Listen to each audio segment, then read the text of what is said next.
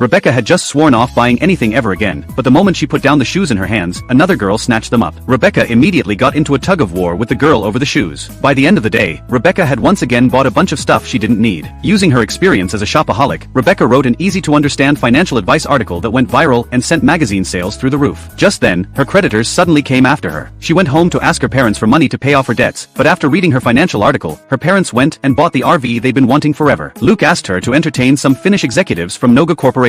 Rebecca had no clue what she was doing since everything on her resume was made up. When she couldn't understand what they were saying anymore, she just slapped the executive across the face. Surprisingly, this actually earned their respect. The two of them got invited to a charity gala. At the store, Luke knew more about fashion and styling than Rebecca did. Turns out his mom was a New York socialite and editor of a fashion magazine next door. But Luke wanted to start his own business, and Rebecca found herself drawn to this guy. Her creditors called her again during the gala, and her shopping addiction was seriously messing up her life. Her best friend signed her up for a shopaholic support group. Life went on like this until the charity gala finally arrived. Rebecca spotted the fashion magazine editor and tried to introduce herself, but someone played a prank on her. Luke came to comfort her, and with the mood just right, they felt like they could start a romance. To look better on TV, Rebecca still ended up buying an expensive dress. Her best friend was getting married, and to reassure her, Rebecca promised she'd seriously kick her shopping habit. But the support group had this devil of a coordinator who gave away her new dress to a charity shop for free. When she tried to get it back, the shop wanted her to pay for it again. She had two dresses, one bridesmaid dress from her friend and one expensive dress, but Rebecca didn't have enough money to buy back both. She gave up the bridesmaid dress.